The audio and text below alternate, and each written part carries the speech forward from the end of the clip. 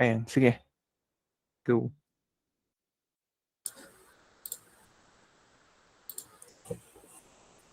Hello.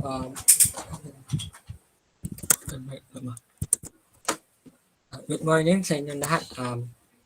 Today, we're going to discuss about the effects of soil on the ground motion, liquefaction.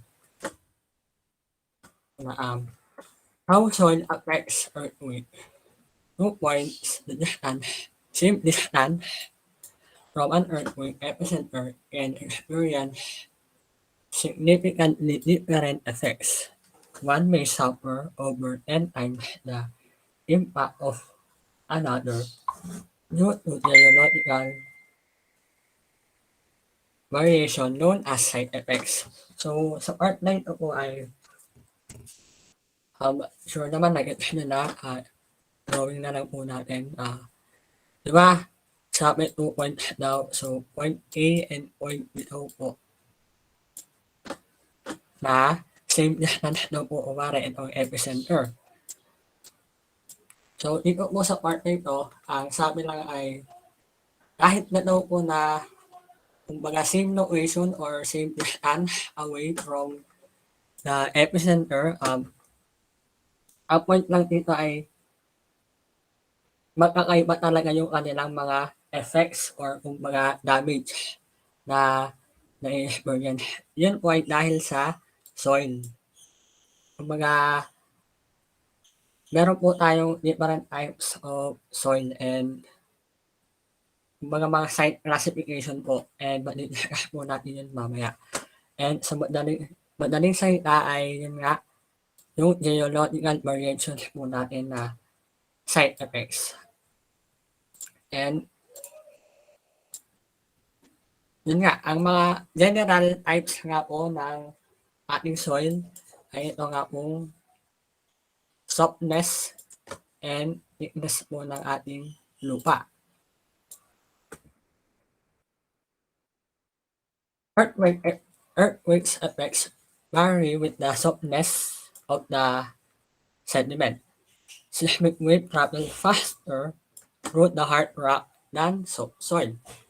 When waves transition from hard to soft earth, they increase in amplitude or size. Then a bigger wave causes stronger shaking. And same principle naman po tayo for the thickness. So, ang sabi lang dito ay yung ating pong seismic wave from hard to soft soil. S. No, ulit nga. Yan, from hard to soft soil, ang sabi ay sa hard ay mabilis ang kanyang travel while sa soft soil naman ay mabagal. So, the reason kung bakit faster siya sa hard, siyempre alam naman natin na ang hard nga po ay solid. So, ang mga components naman dyan ay compact, di ba? Then, ang seismic wave po natin ay meron po tayong energy. So, yan po yung ina-transfer. Kumbaga, energy waves po yung na-travel. So, sa hard rock, ang nangyayari, mas efficient or effective po yung kanyang travel sa hard rock for the reason na solid nga po, compact nga po yung mga components, kaya effective or efficient po yung travel. While sa subsoil naman, parang ayos ay consider natin kunwari ito ay liquid. So, we know naman na ang liquid ay ang components niyan hiwa-hiwalay. So, ang nangyayari dyan, yung energy waves ay parang nahihirapan mag-travel dahil nga hiwa-hiwalay yung mga components or particles sa liquid or sa subsoil. Yon. Then, for the sabi sa second bullet, from hard to subsoil, ang nangyayari naman ay yun nga, increasing po yung amplitude or yung size po ng seismic wave. Then, same reason lang po sa subsoil kaya daw po nag-i-increase yung size ay 'di ba as mention ko ang subsoil nga ay hiwa-hiwalay yung components niya or yung particles niya. Dahil nga hiwa-hiwalay yun nga ang energy nga ang nangyayari ay ang nangyayari ay nag-i-stay lang po sa point na from heart, 'di ba? Para naman yung soft. Ang nangyayari yung energy ng travel once na magpunta siya sa point ng subsoil ay nag-i-stay lang siya.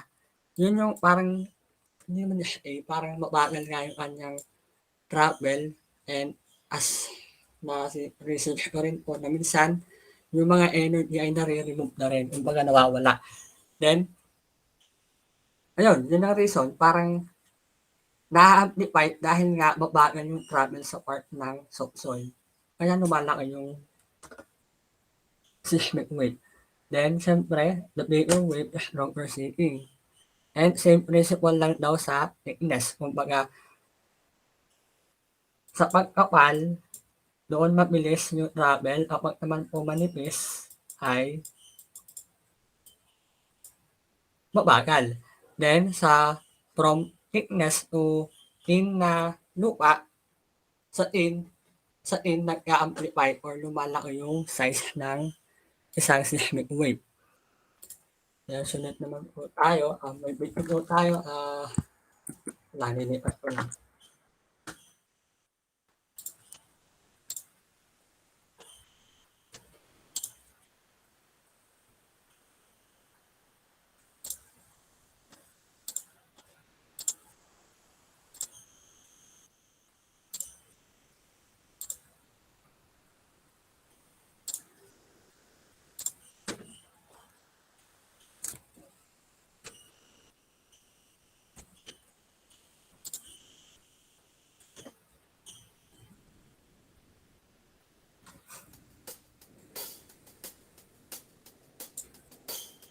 The motion of similar buildings on different bedrock will be exaggerated to show the arrival of compressive P, shearing S, and rolling surface waves from a regional earthquake.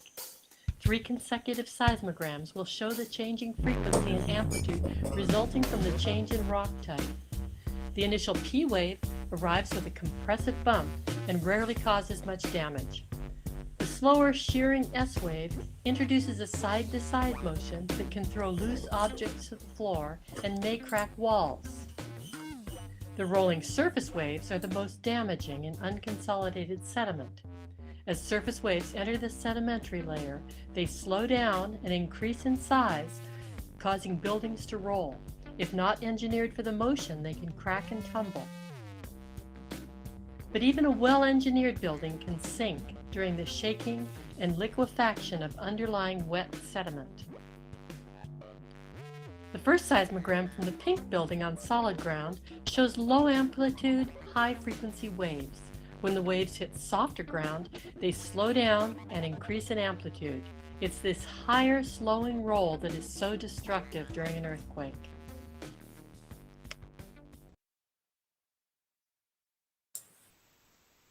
So yan, dun sa video,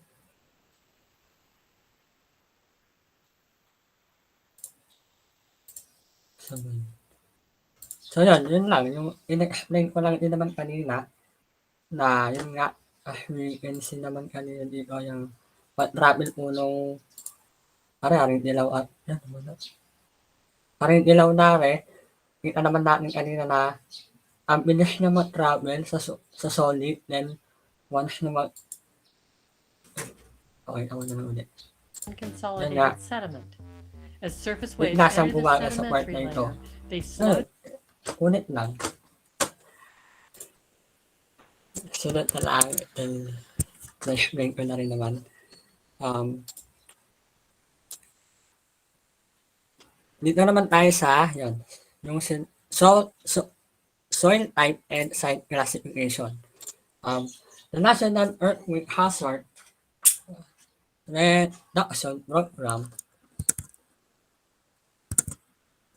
Mali ba lang?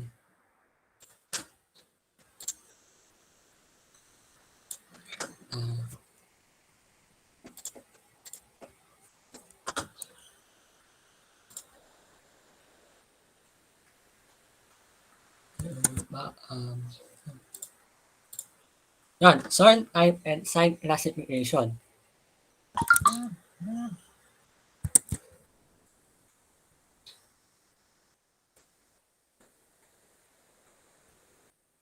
So, dito naman, the National Earthquake Hazard Reduction Program, NEHRP,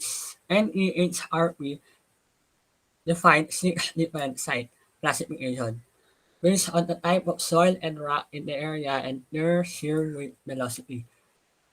So, aring ABC hanggang F na yan, ang basa dyan ay site class A hanggang site class F. So, sa site class A, hard rock, site class B, rock. Sa C naman, very dense soil and soft rock. Site class D, deep soil. And site class E, soft soil. And site class F, soil requiring site classification evaluation. Sa sunod naman ay mas explain pa natin na mas malawak. So, same ano lang po, from hard rock, galing po kay site class A hanggang site class F ay hard rock po yan hanggang papuntang soft soil. So, same lang din po na yun nga, as mentioned, na sa hard rock, ang gravel niya ay faster than sa soft soil. Then, for the application naman ay yun nga, mas lumalakas or nag-i-increase nga po yung seismic wave sa soft soil. Then, ang sunod ay yan. Later. So, soil type and seismic site classification po ulit. Sa site class A na muna.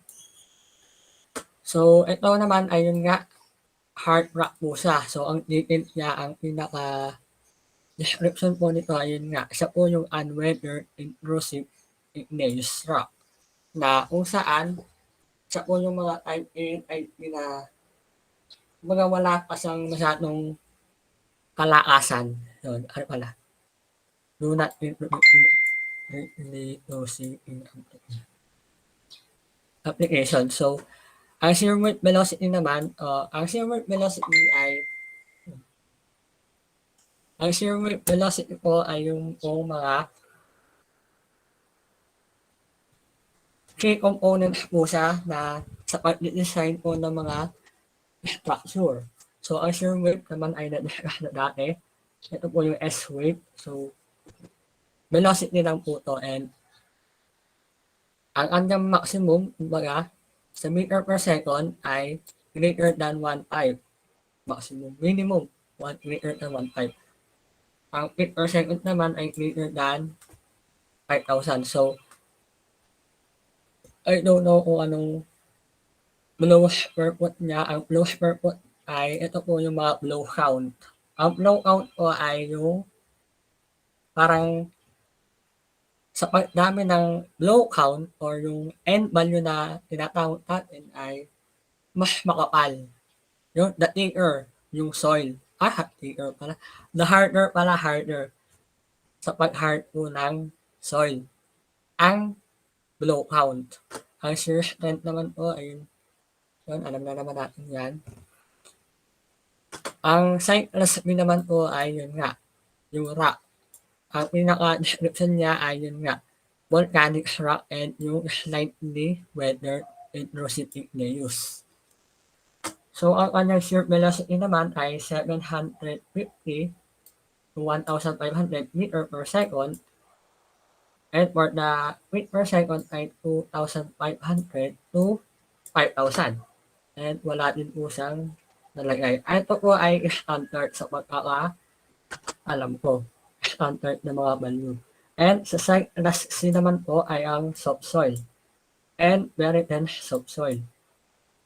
Ito po yung mga early to mid Pleistocene or yung older granular sediment. Ang kanyang shear weight velocity ay meter per second ay 350 hanggang 750 and 1,002 to 225 ang feet per second. Then, yun nga, meron ng value ang ating site elasticity na greater than 50. Meaning, parang medyo hard pa to. Then, ang shear strength na greater than 2,000. Medyo lang to. Medyo hard. Pero so, ano nakalagay so, pa din. Ganun, hard. Then, ang site elasticity naman o ayun nga, elastic soil. Na, ang mas ma-highlight natin dito ay yung mid to late para mahanap, para compare dito. Early to mid Pleistocene and ito naman ay mid to late granular sediment. And nga, ito yung mga properly engineered fill. Noong saan meron siyang shear velocity na shear wave velocity na 200 to 350 meter per second and 600 to 1,002 feet per second na ang kanyang end value ay 15 to 50 loads per foot and shear strength ay 1,000 to 2,000. Then ang site elasticity naman, sa subsoil naman, ito po yung mga artificial fill lang na siguro ito na yung mga putik na, mga mud. Yan, mud. Sand, gravels, and silt. Na, yun, less than 200 na siya and meter per second and less than 600 or feet per second. Those foot naman niya ay less than 15 na and less than 1,000 for the shear strength. Then, site F naman ay ang mga unstable soil. So, ito po yung mga water saturated na para siyang liquid na lupa na talaga. Sobrang lambot na nito. Then, next naman po ay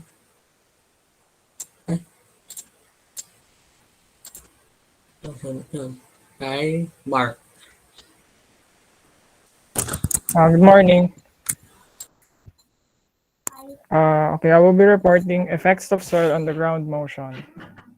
Soil liquefaction has been responsible for extensive damages to buildings, bridges, pipelines, and other critical infrastructure in many past earthquakes. The need to predict the potential for initiation of liquefaction and of its various effects has led to a greatly improved understanding of the mechanics of the liquefaction process. Most of the efforts made toward evaluating liquefaction hazards have been directed toward various aspects of ground failure, including post-liquefaction settlement, lateral spreading, and the development of flow slides. So dito, yung sinasabi na lateral spreading, ayun yung earthquakes, tapos yung flow slides, common to sa may mga slope. So, ito yung pwedeng mangyari sa mountains gaya ng landslides. So, the occurrence of liquefaction, however, can also affect ground surface motions. Sinasabing ground surface motions, pwede siyang sa manifestation through sudden slip on a fault or sudden pressure at an explosive source of and travel through the earth and along its surface. So, common to kapag merong earthquake. And hence, the seismic response of structures founded at or the ground surface. So, dito, pinakita lang or diniscuss yung relationship between meron sa liquefaction tapos paano nakaka-apekto sa lupa yung mga ground motion. So sa sunod na mga slides, i-explain ko kung ano yung mga more information about dito. So next slide. So ito muna, let's begin with answering what is liquefaction. So it is a phenomenon that occurs when the strength and stiffness of a soil are reduced as a result of earthquake shaking or other rapid loading. So dito, pag sinabing strength and stiffness of a soil being reduced, so pwede natin i-assume na yung strength, nakikita dito na kapag may liquefaction, ang lupa ay mahina or it's weak at kapag titingnan naman yung stiffness, hindi siya ganun ka-tough or pwedeng masabihin na malambot. Kaya pag nagkaroon ng earthquake or mas tinayuan siya ng mas mabibigat na or mas yung mga loadings kaya ng mga buildings, minsan hindi kinakaya ng lupa. So, mahalaga na tinetest muna yung lupa kung pagtatayan mo siya ng bridges or buildings or other infrastructure. So, liquefaction has been responsible for tremendous amounts of damage in historical earthquakes around the world. So, dito parang sinasabi na kapag may relationship yung earthquakes and liquefaction. So, kapag nagkaroon ng earthquake, tapos ang lupa ay hindi kaya yung mga dinadala na mga infrastructure or buildings or establishments, dun mas lumalala yung mga casualties at mga hazards or bad effects, lalo na dun sa mga nakatayo doon or even sa mga tao na nandun sa mismong facilities. So, liquefaction occurs in saturated soils, which have all of the space between individual particles filled with water. So, of course, pag may water, yung mga particles, ibig sabihin, mas malambot siya. So, kapag nangyari nga yung mga earthquake, tapos malambot pa yung pinagtayuan mo, expect mo na magkakaroon ng hindi magandang effect dun sa building kasi hindi talaga kakayanin. So, next slide. So these are examples of liquefaction. The first is it's an overturned apartment complex buildings in Niigata. It happened in 1964. So dito pinakita na yung mga building nag-toppled over.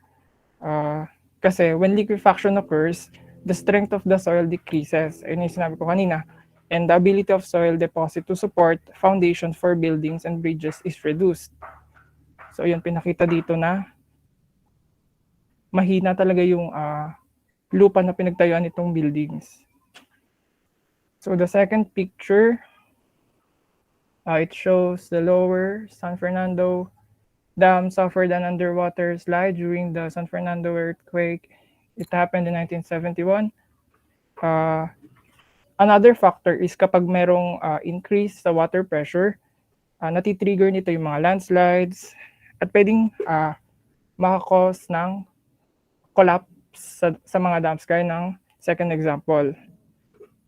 Pero dito, fortunately, itong dam barely avoided collapse kaya may makikita ka pa dyang hindi siya fully na-submerge. So,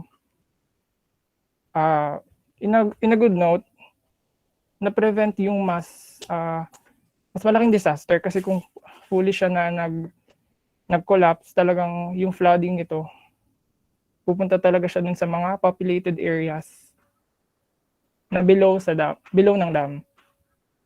So, next. So here's a video demonstration of the liquefaction process.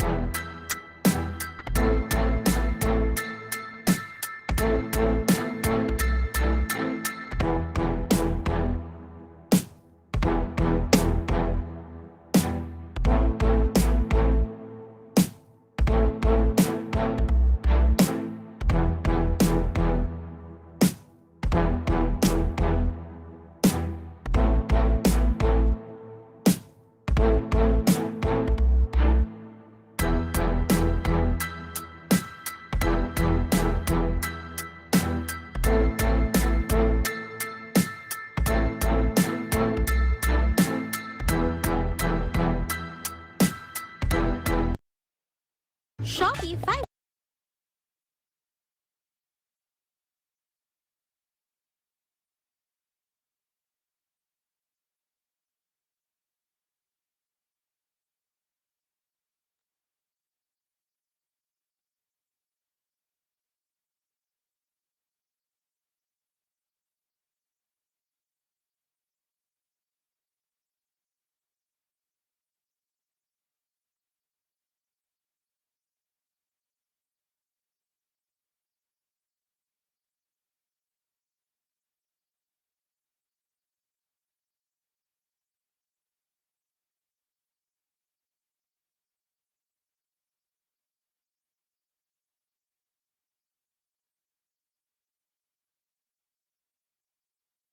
So, yung previous video, pinakita doon yung demonstration ng liquefaction process.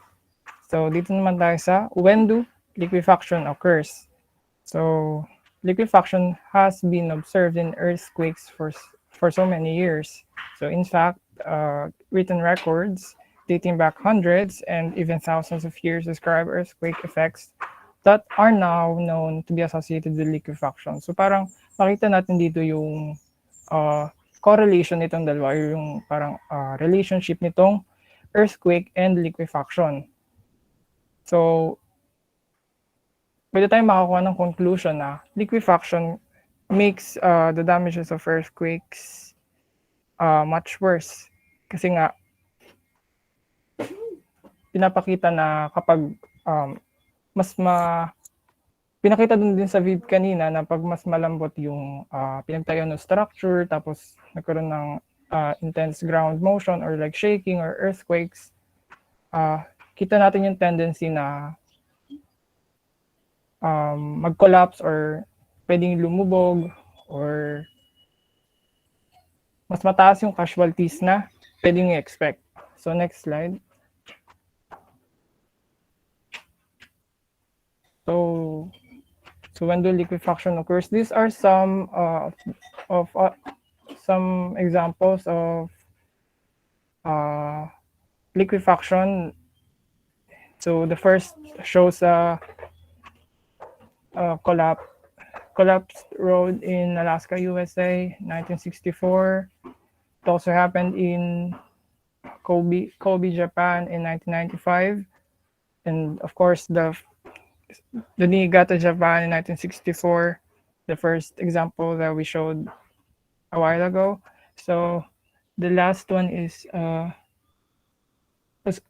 it's also shows damages in Loma Prieta, USA in 1989. So ganito yung mga common na examples or parang mga casualties talaga na paano pag nangyari yung liquefaction. So ganito yung mga pictures na makikita ninyo. Tapos, next. So where do liquefaction occur? So it happens in low-lying areas near bodies of water such as rivers, lakes, bays, and oceans. So common naman yun na kapag alam natin na malapit sa mga bodies of water, kaya ng mga nabanggit, mas prone siya sa mga liquefaction kasi expect mo na yung mga lupa doon ay mas malambot kasi nga meron yung soil at yung ratio ng soil and water doon talagang makikita mo na mas hindi siya ideal na pagtayuan ng mga infrastructure kasi nga pag nagtayo ka doon talagang pag nagkaroon ng earthquake talagang mas mataas yung chance na mangyari yung collapse. Tapos pinakita dito yung some pictures, some examples ng liquefaction pa rin. So na malapit sa bodies of water. So 1957 Lake Merced slide, and the other one is Montagua River, 1976 in Guatemala, from the Guatemalan earthquake.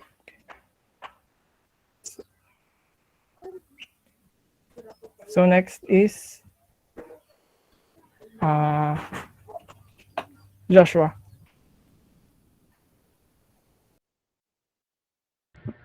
Ayun, next naman ay sa bridges that cross rivers and other bodies of water.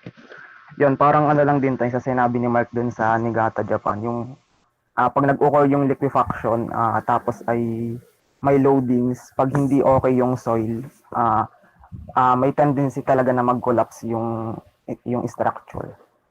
Yun, next. Yan. Occurring beneath buildings and other structures can cause major damage during earthquakes.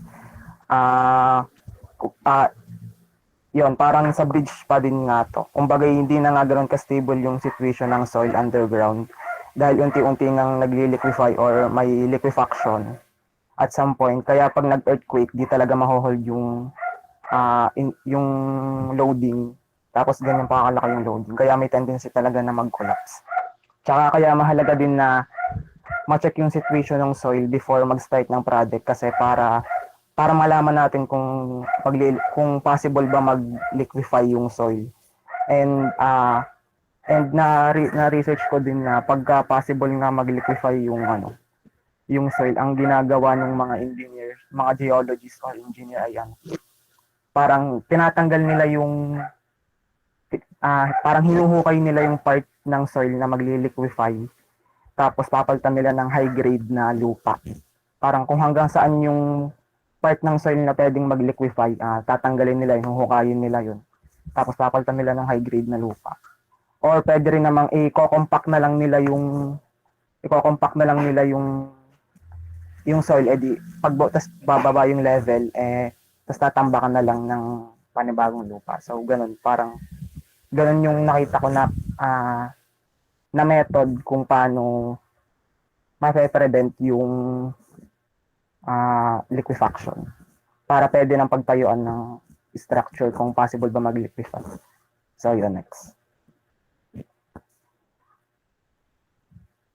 Ayan, video about kung where sa liquefaction pa rin.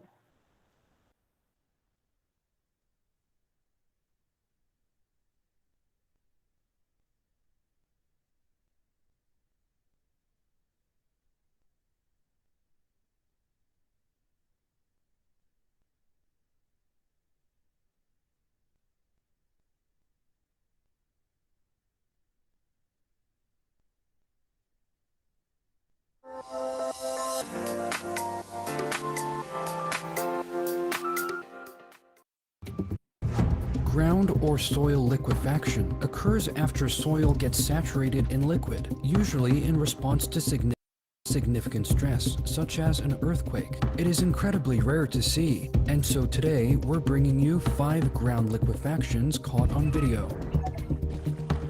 Number 5. So this clip is only short, but it shows ground liquefaction occurring from an underground body of water. High pressure caused the underground water to seep higher and higher until eventually it burst. You can actually see the ground moving. Very weird. Number 4. Footage from Nova Scotia, Canada shows a forest floor seem to breathe like a living creature. This may have been caused by soil liquefaction, although some people think it may have been caused from a tree being uprooted.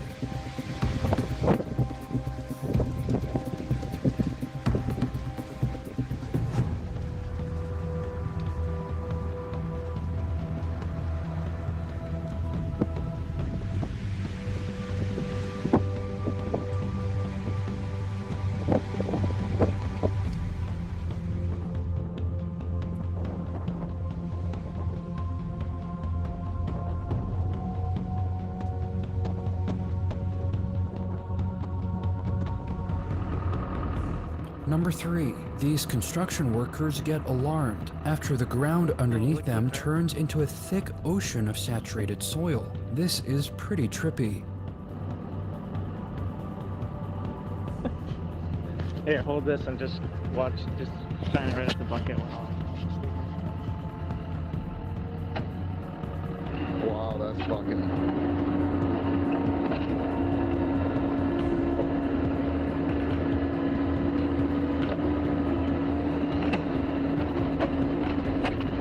Wow.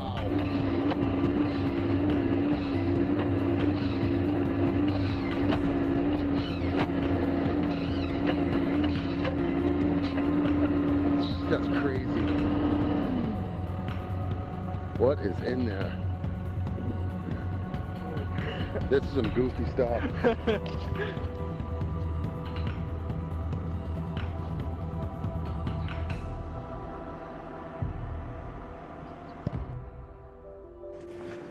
Number 2. A rare geological event takes place in Banguat, Philippines, a region that had been hard hit with heavy rainfall. So much rainfall, in fact, that the ground became unstable and started to move around. Soil liquefaction can often cause landslides like this, so if you ever observe a similar phenomenon, you'd be wise to run to safety.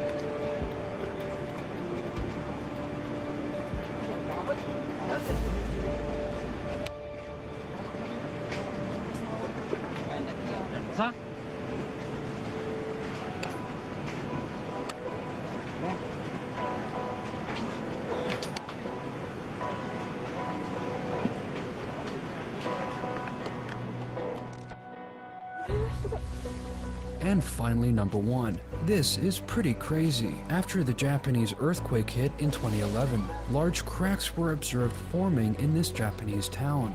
Cracks like this are quite normal to see during earthquakes, but not ones where water is ejected out of them. There must have been a large underground river network no one knew about.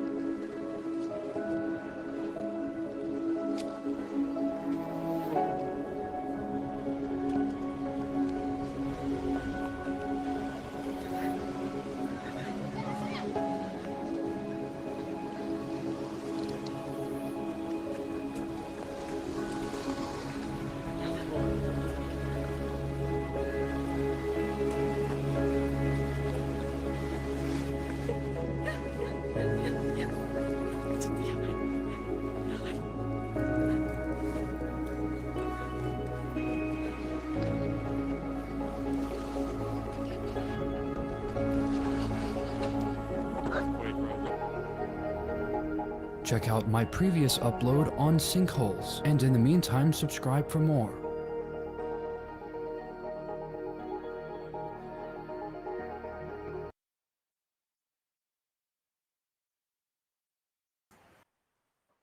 Alright. So, may ilang slides pa yung natitira doon sa mga reporters?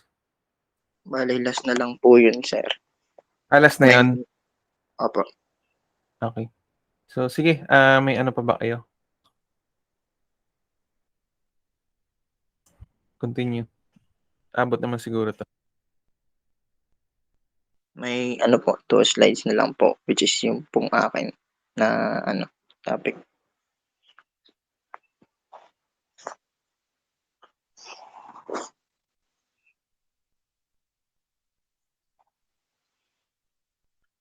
So, start ko na. So, why do liquefaction occurs? Paano nga ba nangyayari o bakit nga ba nangyayari ang isang liquefaction?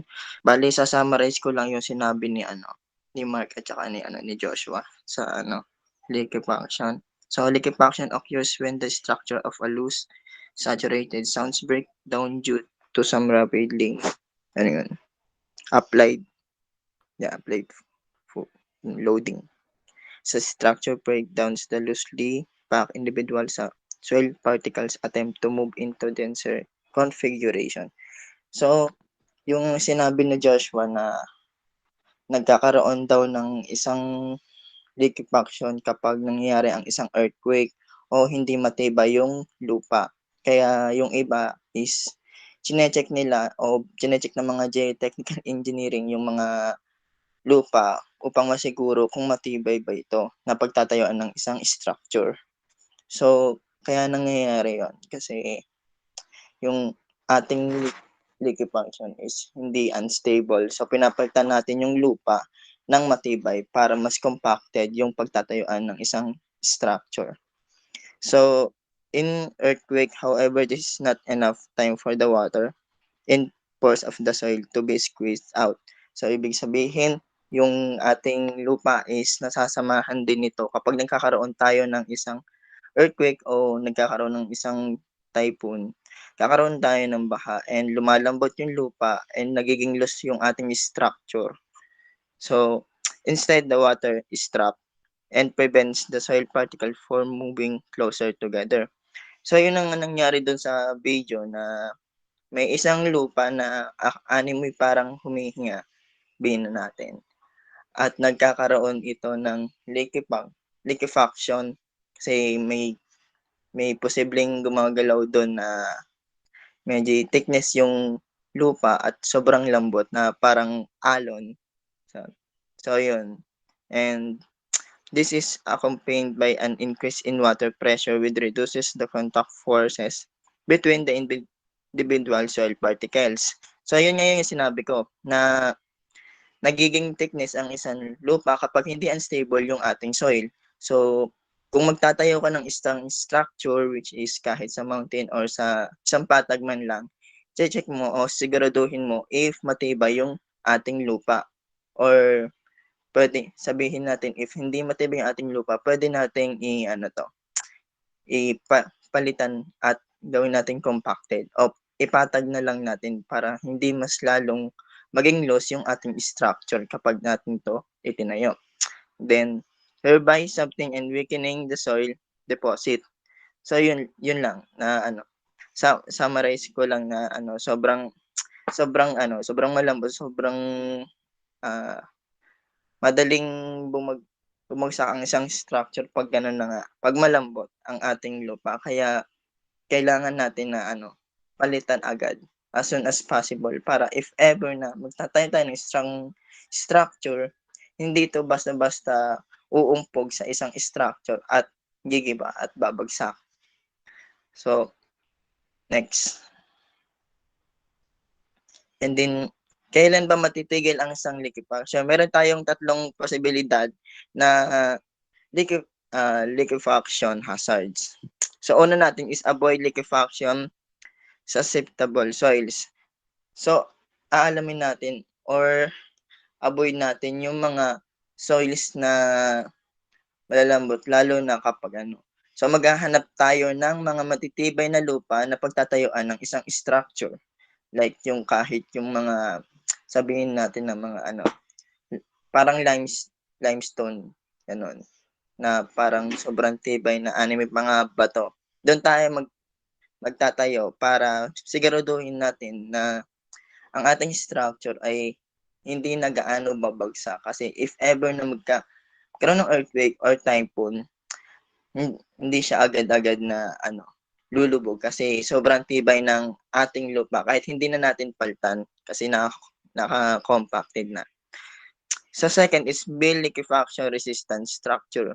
Kaya nga na sinabi ko, kailangan nating palitan yung lupa para ma-avoid natin yung liquefaction na yun. Para hindi masabi natin na sobrang lambot yung lupa na pagtatayuan ng isang structure. So, chinecheck talaga na yan ng mga geotechnical engineer. Yung mga lupa, if possible na pwede tayo magtayo. If hindi pwede nating i-exchange into dehydrated na lupa na yung kung ano yung mas matibay. And then the third is improve the soil. Yun nga sinabi ko, kailangan natin i-improve yung soil. Kaya nga sabi ko nga na chinecheck ng mga geotechnical engineers yung mga lupa if ever na magtatayo ng isang structure, if matibay ba to or malambot. So, next. So, yan po yung yung video presentation po. Sit back lang po kayo and enjoy watching.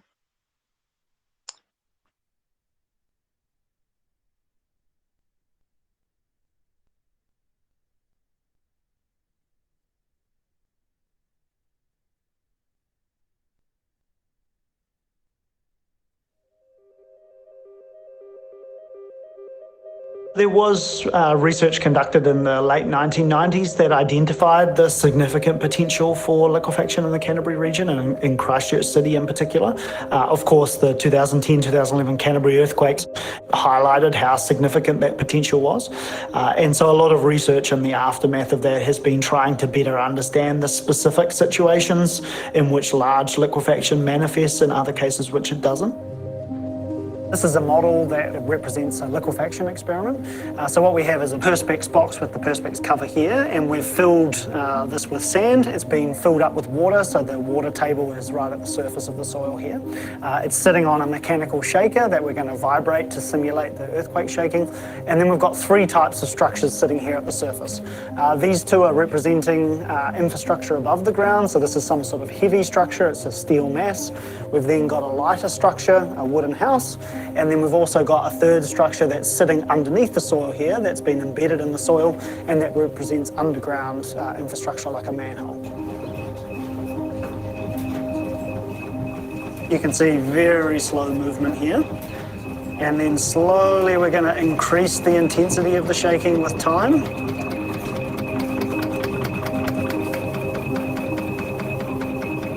Liquefaction is a process where the soil, which also is comprised of water and sometimes air, is shaken by the earthquake, and that causes rearrangement of the soil particles. In particular, the soil tries to contract, and that builds up additional pressure in the water that then eventually causes the structure of the soil to break down, and the whole matrix of soil and water behaves more like a liquid than it does solid.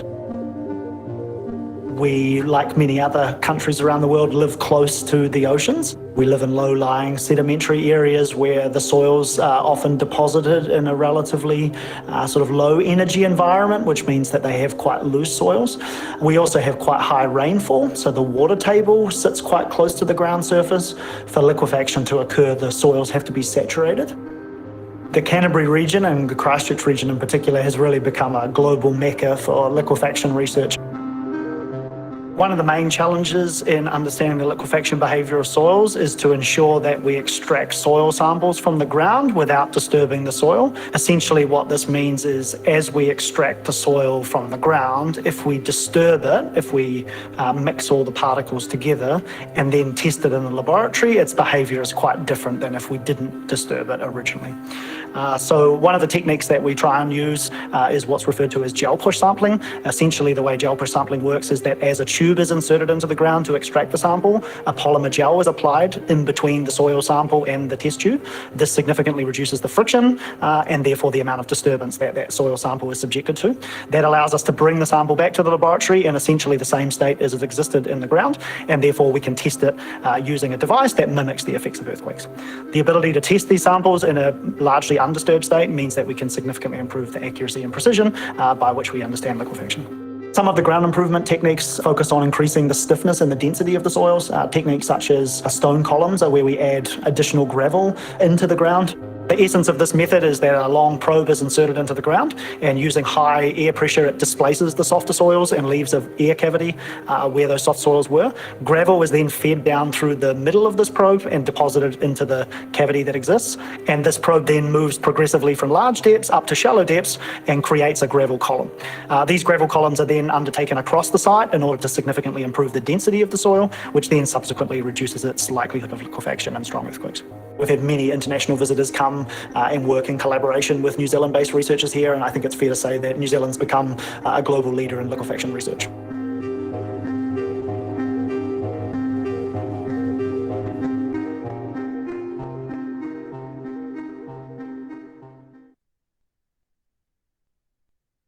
How do earthquake drains mitigate liquefaction? During earthquake shaking, loose silts and sands tend to densify into a tighter configuration. When these soils are located below the water table and are partially to fully saturated, the reorientation of sand grains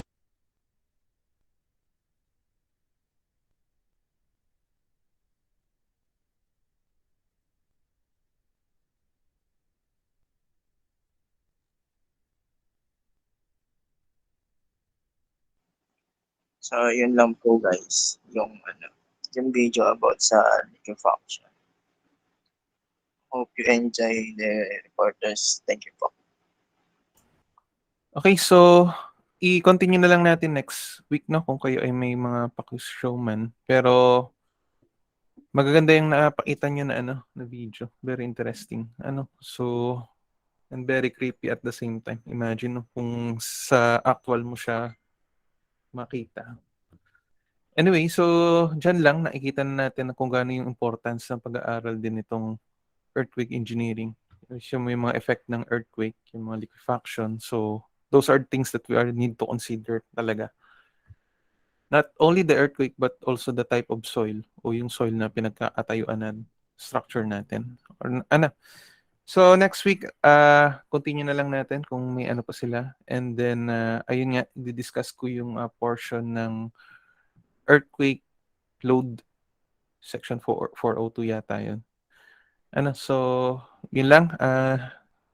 Yata tayong 2 minutes. Alright, guys, thank you and see you next week. You may now leave the gym room. Thank you po, sir. Thank you po. Yes, sir. Okay, sir.